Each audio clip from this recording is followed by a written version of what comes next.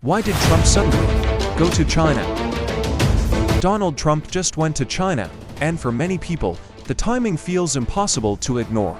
After years of trade wars, political tensions, technology battles, and growing rivalry between the world's two biggest economies, Trump suddenly sat down with Xi Jinping again in Beijing.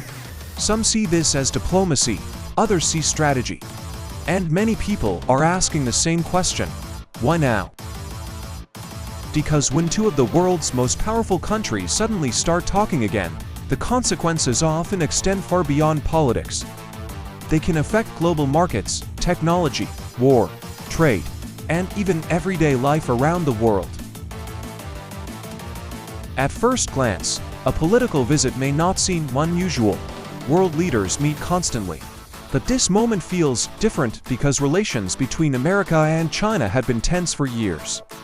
Trade disputes, tariffs, technology restrictions, military concerns, and disagreements over Taiwan have all increased friction between the two countries. Because of this history, any major meeting between Washington and Beijing immediately attracts worldwide attention.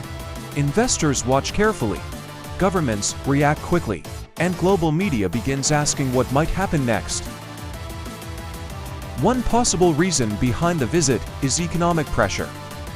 The American and Chinese economies remain deeply connected despite political tensions.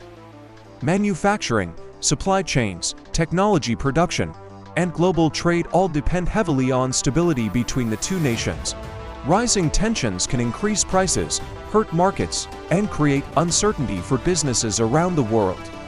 Because of this, maintaining communication even between rivals can become economically necessary. Trump's relationship with China has long been defined by trade conflict. During his presidency, tariffs became one of his biggest strategies against Chinese imports, with arguments centered around manufacturing, unfair trade practices, and economic competition. Supporters viewed this as protecting American jobs, while critics argued it increased costs and tensions. Because of that history, seeing Trump return to China naturally raises questions about whether something bigger is changing. But this is no longer just about trade. The competition between America and China increasingly revolves around technology. Artificial intelligence, semiconductors, electric vehicles, surveillance systems, and advanced computing have all become strategic priorities. Whoever dominates these industries could shape the global balance of power for decades. This means meetings between leaders may involve much more than politics. They may involve the future of technological leadership itself. Another issue quietly shaping US-China relations is Taiwan.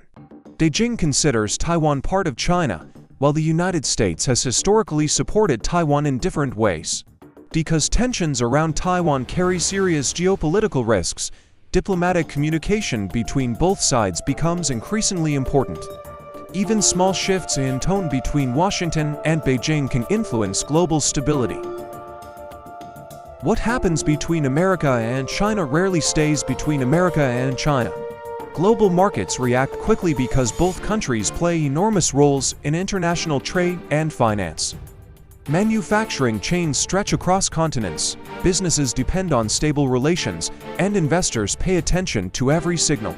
A positive meeting can calm markets, while rising tension can create worldwide uncertainty. Whenever major political rivals suddenly meet, public skepticism often follows. Some people believe diplomacy simply necessary, while others wonder whether important negotiations happen behind closed doors that ordinary citizens never fully see. In an era where trust in institutions has declined, many audiences naturally question what is happening beneath the surface of major global events. Some analysts argue the visit reflects diplomacy designed to reduce tensions.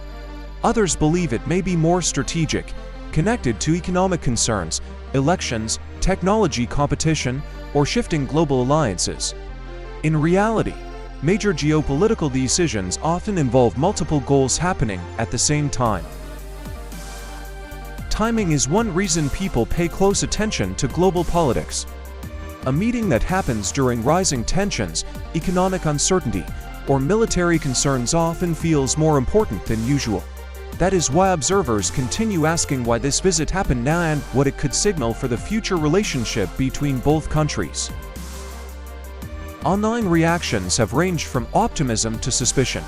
Some people see the meeting as positive diplomacy, while others interpret it as political strategy or economic necessity.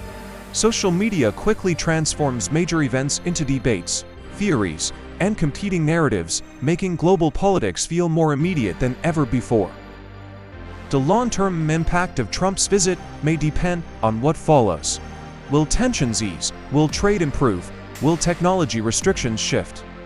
Or will deeper rivalry continue beneath diplomatic appearances?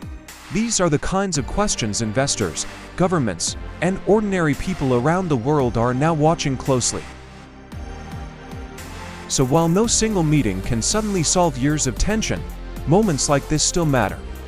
Because when America and China move closer or further apart, the ripple effects often reach far beyond politics. Markets react, industries shift, alliances evolve, and global uncertainty changes direction. And perhaps the biggest question is not simply why Trump went to China, but what happens next.